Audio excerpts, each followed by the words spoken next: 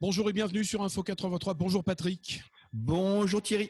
Nous allons parler finances publiques avec Antoine Acquaviva, qui est donc administrateur des finances publiques adjoint, responsable de la division assiette, c'est bien ça?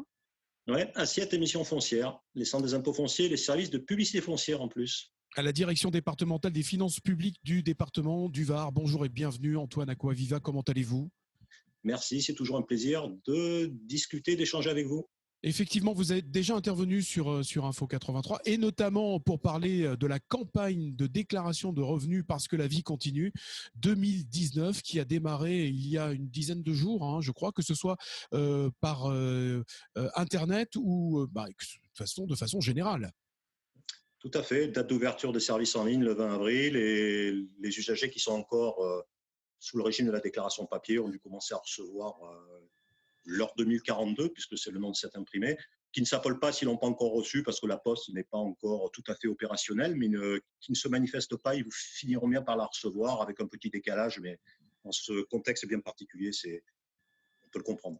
Alors, sans faire offense aux finances publiques, je pense qu'à ce moment-là, dans cette période-là, les gens ne s'affolent pas pour déclarer leurs impôts. Et pourtant, il va falloir le faire. Donc, jusqu'au 11 juin, minuit pour les déclarations par Internet. Et puis, donc, jusqu'au 12 juin, minuit pour les déclarations papier. Comment êtes-vous organisé, justement, en ces temps de confinement, Antoine Acquaviva? Rappelez-nous-le.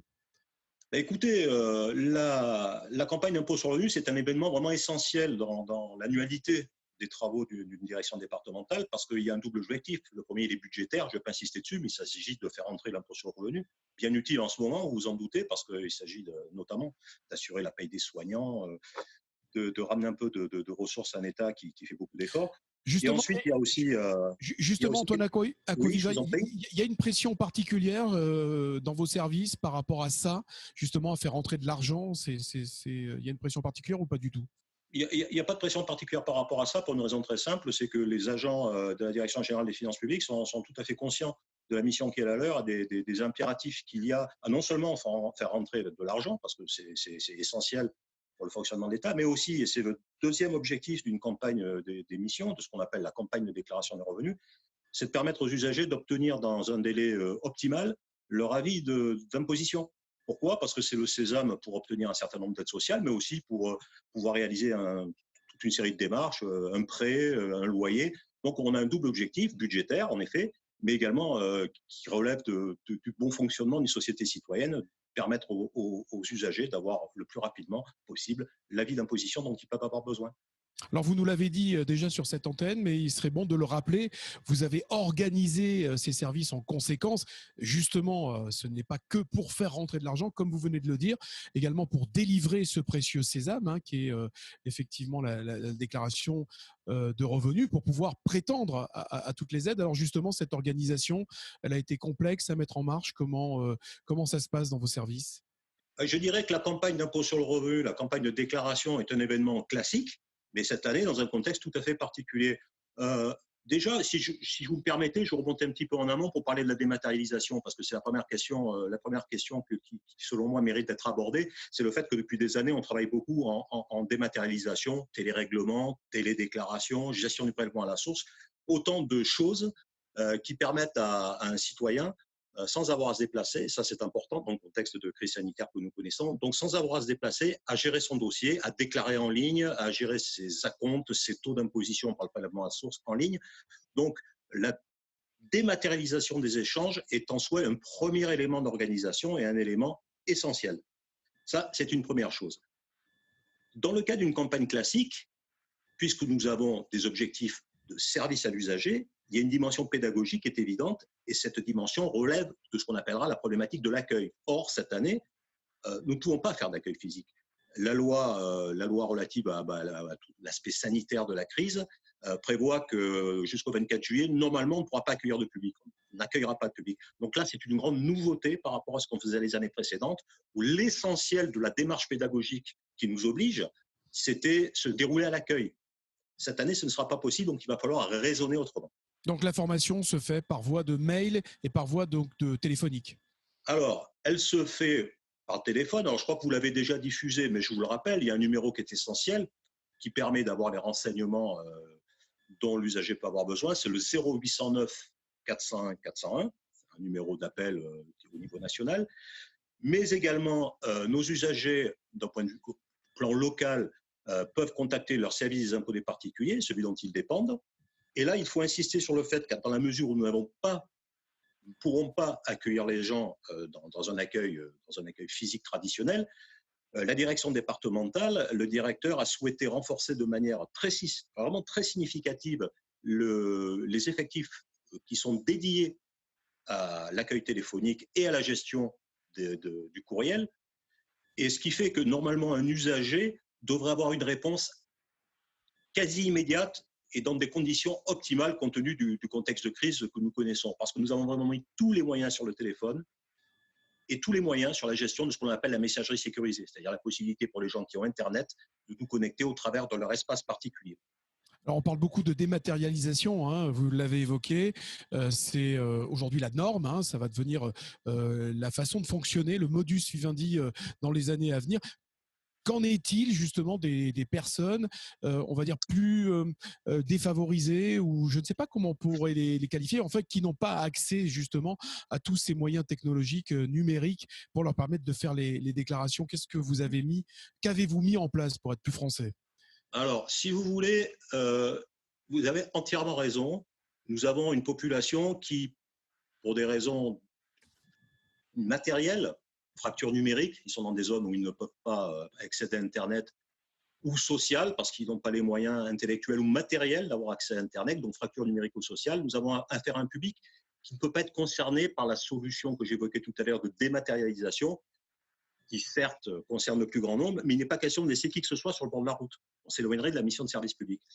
Donc l'idée à la direction départementale du Var, bien entendu au niveau national, mais là on parle de la direction locale, c'est de créer un maillage d'accueil suffisant pour que tous les publics en difficulté, que ce soit du fait de l'éloignement ou du fait d'une insuffisante maîtrise de l'outil Internet ou tout simplement d'une difficulté à comprendre les démarches que l'on propose, puissent avoir un interlocuteur. Donc le téléphone, je l'ai déjà dit, ça reste quand même l'outil privilégié. Si vraiment la personne a besoin d'un contact physique, par exception, parce que sa situation est particulièrement délicate, nous fonctionnerons sur la base de l'accueil par rendez-vous. Dans les services des impôts des particuliers, on peut prendre rendez-vous par téléphone. Il y aura un contre-appel pour s'assurer que la réponse qui doit être apportée ne peut pas être apportée par téléphone. Et si vraiment la question est particulièrement délicate, la personne pourra se rendre dans les services, sur rendez-vous, avec respect de la distanciation sociale et des mesures sanitaires que vous connaissez. Donc, accueil sur rendez-vous. Non, mais au-delà, ce qui est important de voir, c'est également le maillage du territoire. Donc, vous pouvez voir que nous avons un certain nombre d'accueils traditionnels, mais qu'on va au-delà. Les accueils traditionnels, c'est quoi? Ce sont les services des impôts des particuliers. Il y a 8 services des impôts des particuliers sur 7 implantations. Nous avons Brignoles, Fréjus, Saint-Tropez, Hyères, Toulon, La Seine. Donc, nous avons ces services-là qui correspondent à ce que j'évoquais tout à l'heure, c'est-à-dire l'appel et la possibilité d'être reçu sur rendez-vous. Mais nous allons au-delà, puisque nous avons développé une offre de services au travers de structures qui ne sont pas à proprement parler des structures des finances publiques, mais avec lesquelles nous sommes associés. Nous avons par exemple les MSAP, les maisons de services d'accueil au public. Nous en avons une à Riance. Riance, c'est une structure dans laquelle on peut contacter le service des finances publiques, celui de Brignoles, au cas particulier, pour obtenir des renseignements sans avoir pour autant à se déplacer auprès du service en question. Le commentaire que je peux faire, c'est tout d'abord relever le code couleur. Donc les codes couleur jaunes, ce sont les services des impôts des particuliers. Le point orange que vous voyez, c'est la maison de la MSAP de Riance que j'évoquais tout à l'heure, qui est une structure avec laquelle nous avons conventionné et avec laquelle nous sommes en contact pour que tous les habitants de cette micro-région puissent avoir un point de contact sans avoir à se déplacer à Brignoles, service des impôts des particuliers. Service des impôts des particuliers, dont ils dépendent. Mais nous avons aussi, depuis quelques mois désormais, ce que l'on appelle les maisons France Service dans le Var. Donc les maisons France Service, je les ai matérialisées par un point bleu. Je vais peut-être vous les lister: La Seine-sur-Mer, Méhoun-les-Montrieux, Colobrières, Ops, Fayence et Le Muy. Ce sont autant de structures qui ne sont donc pas des structures des finances publiques, mais des structures dans lesquelles nous avons formé des agents pour répondre aux questions les plus basiques et qui sont également autant de points d'entrée pour obtenir des renseignements élémentaires, étant observé que si la question devient plus complexe, on retombe sur la logique de fonctionnement que j'évoquais tout à l'heure, à savoir contact avec les services des impôts des particuliers et éventuellement prise de rendez-vous. Et enfin, un troisième point qui illustre le maillage territorial voulu par l'administration locale, c'est ce que l'on appelle les points de contact distanciels. C'est-à-dire que les points de contact distanciels dans la carte que vous montriez tout à l'heure, ce sont des endroits dans lesquels il y a eu convention avec des mairies, donc Comps, Calas, Garéoux, Bauduin, Salerne, on peut les voir sur la carte, Colobrières, Saint-Julien, Cavalère, Fourrières, ils sont plus nombreux, hein, d'ailleurs, ces points de contact ils sont assez distanciels. nombreux. Je les ai matérialisés par un petit ordinateur parce qu'en fait, de quoi s'agit-il? L'usager se rend à la mairie avec laquelle nous avons conventionné et il peut avoir une conférence téléphonique de la même manière que ce que nous sommes en train de faire avec un agent des impôts sur la base d'un rendez-vous convenu à l'avance avec une logique de contre-appel pour être certain que la conférence mérite d'être tenue, que la question mérite d'être débattue. Donc, le maillage est complet et les offres de services le sont autant. Pourquoi? Parce que l'idée, c'est que la composante du département du Var, qui est une composante très particulière, où il y a quand même un tissu rural dans l'arrière-pays qui ne doit pas être laissé à l'abandon, hein, qui ne doit pas être désertifié d'un point de vue administratif. Donc, vous pouvez voir au travers de cette carte que le maillage est efficace et que l'on a essayé de mettre en place, et je pense qu'on y a plutôt réussi, suffisamment de points d'impact pour que les usagers qui souffrent d'une fracture entre guillemets territoriale, je ne sais pas si on peut dire ça, puissent être en contact avec un agent des finances publiques, si ce n'est en physique, du moins en dématérialisé. À combien est estimé, si on peut parler de nombre, hein, de chiffrage, est estimée cette population qui n'est pas encore… Vous avez… Alors, je pourrais vous donner un chiffre si vous voulez, mais qui risque de fausser l'analyse. C'est-à-dire que je pourrais vous dire que les publics qui ont besoin d'aide, ce sont ceux qui continuent à déclarer papier, mais ce n'est pas tout à fait vrai. Parce qu'il y a encore des gens qui déclarent papier par habitude, et on essaie petit à petit de les convaincre d'y renoncer. Surtout lorsqu'ils nous appellent, on leur dit, mais commencez par aller observer votre espace en ligne. Utilisez la déclaration automatique, qui est une grande facilité. Évitez de vous déplacer, surtout dans ce contexte. Donc, ces 160 000 foyers qui continuent à déclarer papier, c'est un prospect, c'est un public que l'on doit convaincre de revenir, d'aller vers la déclaration en ligne. Le public véritablement en difficulté, c'est-à-dire celui qui souffre d'une fracture numérique ou d'une fracture territoriale ou d'une fracture sociale, voire les trois qui se combineraient, c'est difficile à évaluer parce que ça correspond à une population qu'on pourrait qualifier entre guillemets, de paupérisée et que l'on ne quantifie pas. Monsieur Acquaviva, vous allez tendre vers le 100% numérique, évidemment. Est-ce que vous êtes fixé, quelle est la date que le gouvernement, que Bercy a fixée pour la fin de la déclaration papier, qu'on soit en fracture sociale, fracture numérique ou pas? Elle est déjà fixée. C'est déjà l'an dernier, la déclaration Internet est obligatoire, quel que soit le niveau des revenus. Simplement… c'est des dérogations? On est en période dérogatoire en ce moment? Il y a une forme de tolérance, puisque on part du principe que quelqu'un qui dépose papier, c'est quelqu'un qui, du simple fait de ce dépôt, atteste sur l'honneur qu'il n'a pas d'ordinateur ou qu'il n'est pas en capacité de l'utiliser. À partir de là, on n'applique pas les amendes, qui normalement pourraient venir à s'appliquer. Donc, pour répondre à votre question, la fin de la déclaration papier est déjà actée et le public résiduel qui continue à l'utiliser devrait normalement, petit à petit, sauf cas exceptionnel de zone grise ou de choses de ce genre, devrait petit à petit arriver à télédéclarer. Et ce sur quoi je voudrais insister, c'est sur le fait que c'est beaucoup plus facile, beaucoup plus facile. Surtout que la déclaration automatique, désormais en ligne, est une déclaration qui permet, si on n'a rien à changer, de ne rien faire et la déclaration est validée. Donc vous imaginez la facilité de l'exercice de chez vous, du bureau. Vous pouvez valider une déclaration qui a été pré-remplie par l'administration fiscale.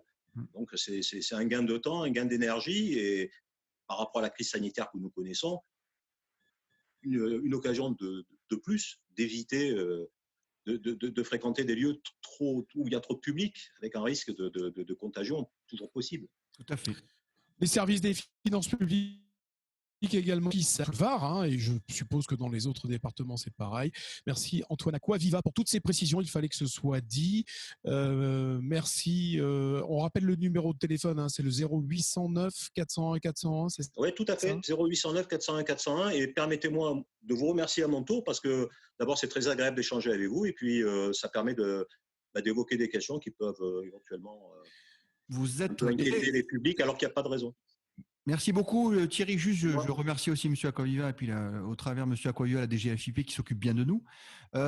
Si vous avez des questions pour M. Aquaviva ou d'une manière générale aux impôts, n'oubliez pas, je le dis avant toi Thierry, que nous avons un email qui est à votre disposition, c'est questions@info83.fr, questions au singulier ou au pluriel. Merci beaucoup M. Aquaviva. Je vous en prie. Moi, je voulais simplement ajouter que dans ces temps de dématérialisation, on en parle de plus en plus et effectivement, ça sera la norme. Il y a quand même une humanisation qui se fait. La preuve, vous en êtes la preuve vivante en tout cas, puisque vous venez donc au devant pour toutes les explications et pour rassurer également. Et puis, je vous rappelle que le fonds de solidarité pour ceux qui l'ont demandé, il va être versé incessamment sous peu, je crois aussi, pour les entrepreneurs, les professions indépendantes qui l'ont demandé, c'est ça? Dispositif reconduit, il a bien fonctionné le mois précédent. Il est reconduit depuis le 30 avril. Les formulaires sont en ligne. Et là aussi, c'est beaucoup plus simple d'aller sur son espace particulier plutôt que de recourir à un formulaire papier. C'est beaucoup plus compliqué, beaucoup moins pratique. Mais là, les entreprises qui sont dans un niveau de dématérialisation supérieur aux particuliers connaissent la procédure et l'utilisent. C'est vrai que pour aller chercher de l'argent, là, par contre, on s'adapte tout de suite. Merci, monsieur Antoine Aquaviva. Je prends l'anti-responsabilité des propos que je viens de tenir. Ne vous inquiétez pas. Merci à vous. À très bientôt, quand vous voulez, en tout cas sur Info 83. Merci, Patrick. Avec plaisir. Au revoir.